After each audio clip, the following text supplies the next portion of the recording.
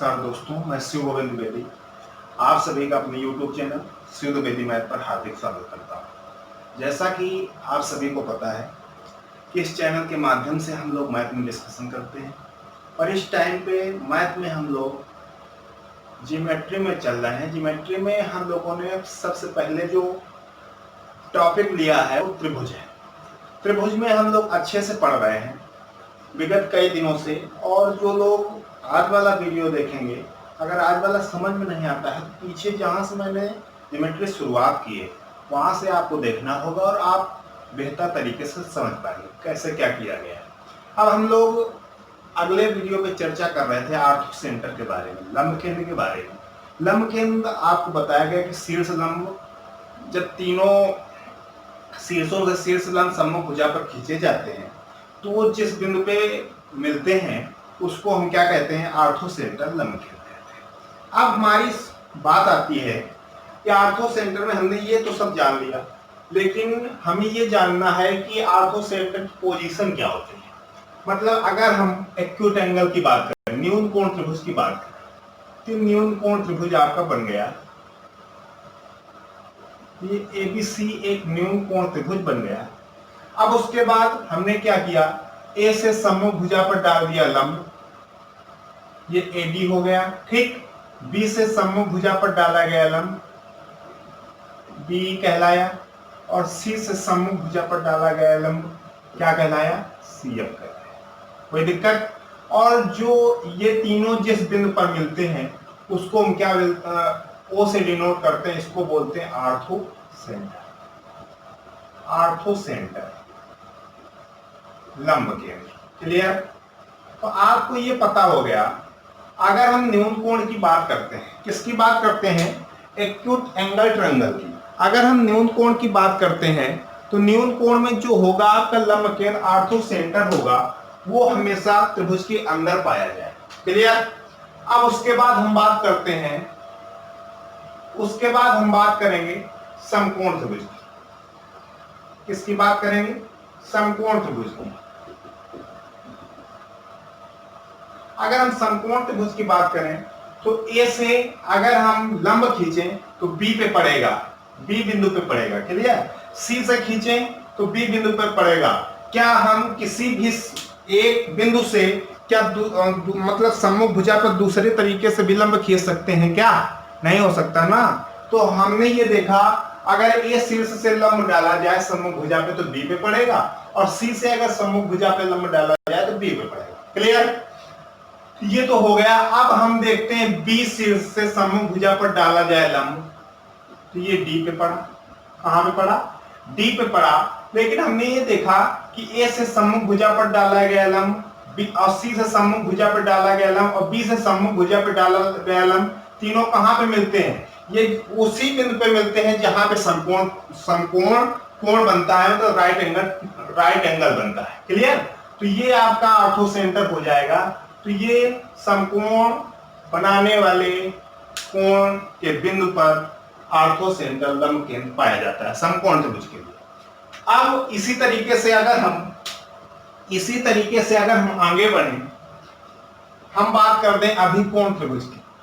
किसकी बात कर दें? अधिकोण त्रिभुज की अगर बात कर दें,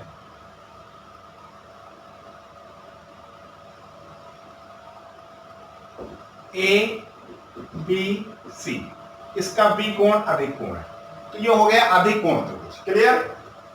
अब अधिकोण त्रिभुज की अगर बात करता है तो यहां पे लंब केंद्र किधर होगा, इसको पीछे बढ़ा दिया, इसको क्या किया, पीछे बढ़ा दिया। अब ए से सम्मुख भुजा पर डाला गया लंब, अब यही भुजा जा रही तो यहां पे लंब डाल दिया गया, कोई दिक्कत? अब उसके बाद इसको आगे बढ़ा दिया जाए, ए बी को आगे बढ़ाया गया, तब सी शीर्ष से डाला गया लंब, ये हो गया। क्लियर? और बी से सम्मुख भुजा पर डाला गया लंब, ये हो गया। अब तीनों को पीछे बढ़ा दिया जाए,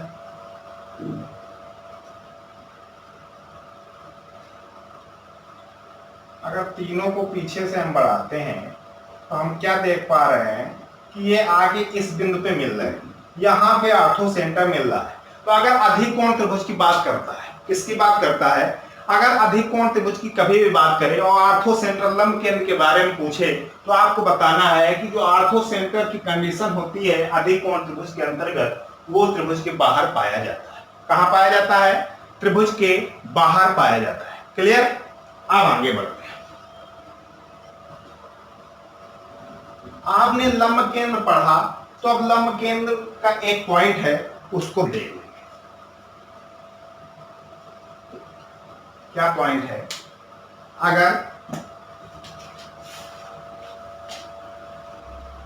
कोई समकोण त्रिभुज हो,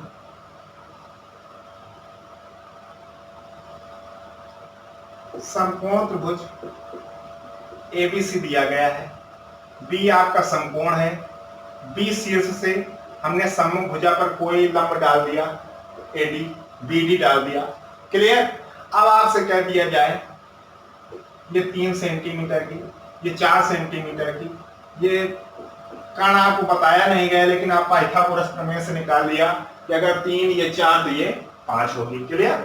अब हमने ये माना कि भाई ये डी बिंदु आया है, तो जब हम सम्मुख भुजा पर लंब डाल रहे हैं तो जरूरी थोड़ी है कि मध्य बिंदु पे मिलेगा, और जब जरूरी नहीं है मध्य बिंदु पे मिलेगा, तो अगर हम इसको x मान लें, नीचे वाले को x मान लें, तो ये 5 - x हो जाएगा ऊपर वाला। क्लियर? तो इसको हम निकाल कैसे सकते हैं? ये एक समकोण त्रिभुज है, कौन सा? एबीडी। अगर एबीडी की हम बात करें तो अगर बीडी स्क्वायर करें, बीडी स्क्वायर करें, क्या आ जाएगा 3 का स्क्वायर माइनस 5 - x का स्क्वायर। क्लियर? और अगर हम ये त्रिभुज लें, कौन सा?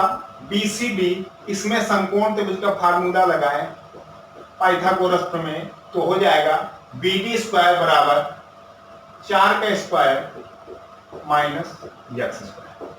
तो समीकरण 1 और 2 के दोनों इससे अगर बराबर है तो इन दोनों को बराबर करके x का मान निकाल लिया जाएगा, और x का मान जब निकाल लिया जाएगा फिर किसी भी समीकरण में हम रख दें तो BD का मान आ जाएगा। क्लियर? लेकिन अगर हम इसको डायरेक्ट देखें तो डायरेक्ट होता है BD बराबर AB गुणा BC अपान AC। अगर हम डायरेक्ट बात करें तो फार्मूला होगा BD बराबर AB इंटू बी सी अपान AC। Clear? AB into BC अपान AC। अब हम लोगों को ज्यामिति अच्छे से पढ़नी है, इस वजह से मैं आपको बता दूं कि ये जो फार्मूला है कैसे आया, इसकी उत्पत्ति कैसे हुई, इस बारे में भी हम लोग थोड़ी सी चर्चा कर लें। क्लियर? अब हम ये देखते हैं कि कोई समकोण त्रिभुज है ए बी सी, बी से सम्मुख भुजा पर लंब डाल दिया गया, ये बीडी हो गया। ठीक है? अगर हम ये देखें तो होता है त्रिभुज का क्षेत्रफल बराबर 1/2। अगर हम इससे बात करें इस वाले के लिए तो आधार गुणा ऊंचाई, तो आधार है BC, ऊंचाई है B। क्लियर है कि नहीं? लेकिन अगर हम थोड़ा सा इसको पलटा दें, कैसे? हम इसको कर्ण को अगर आधार मान लें, किसको मान लें? कर्ण को आधार। अगर हम कर्ण को आधार माने तो त्रिभुज का क्षेत्रफल क्या हो जाएगा? 1/2 आधार AC गुणा ऊंचाई क्या हो जाएगी? इसके लिए BD हो जाएगी। होगी कि नहीं? BD लंब डाला गया, ये ऊंचाई होती है तो BD हो गई। अब हमने देखा कि भाई ये जो त्रिभुज का क्षेत्रफल है, दोनों एक ही त्रिभुज के क्षेत्रफल है, दोनों आपस में बराबर हो जाएंगे।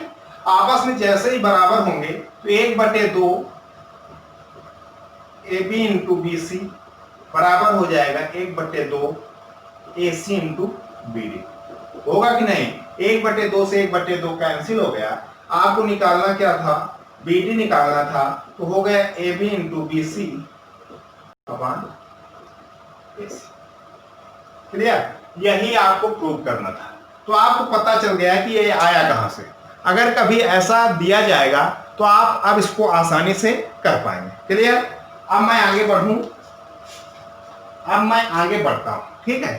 अब आपने शुरुआत से पढ़ लिए कौन कौन से बिंदु होते हैं, तो थोड़ा सा रिवीजन हम करा देते हैं, थोड़ा सा रिवीजन हम लोग देख लेते हैं क्या होगा।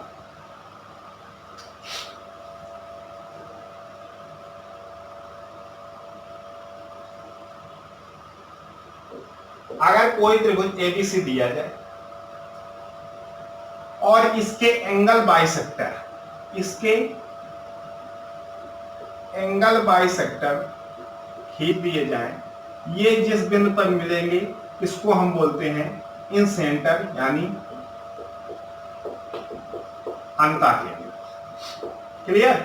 अगर हम कोई त्रिभुज लें और उनके एंगल बाइसेक्टर करें, उनके क्या करें, एंगल बाइसेक्टर करें, और एंगल बाइसेक्टर जिस बिंदु पे मिलेंगे उसको क्या बोला जाता है, उसको बोला जाता है अंतःकेंद्र, इन सेंटर बोला जाता है। क्लियर। अब अगर हम इसी तरीके से दूसरी बात करें, कोई त्रिभुज एबीसी ले लिया गया, अगर हम किसी शीर्ष से सम्मुख भुजा के मध्य बिंदु को मिला दें तो इनको हम क्या कहते हैं, इनको हम कहते हैं माध्यिका, इनको हम क्या बोलते हैं, माध्यिका। और ये जिस बिंदु पे मिलते हैं इसको हम जी से डिनोट करते हैं, जी यानी सेंट्रॉइड केंद्रक, केंद्रक, या इसी को हम ग्रेविटी सेंटर, गुरुत्वाकर्षण केंद्र भी बोला जाता है। क्लियर।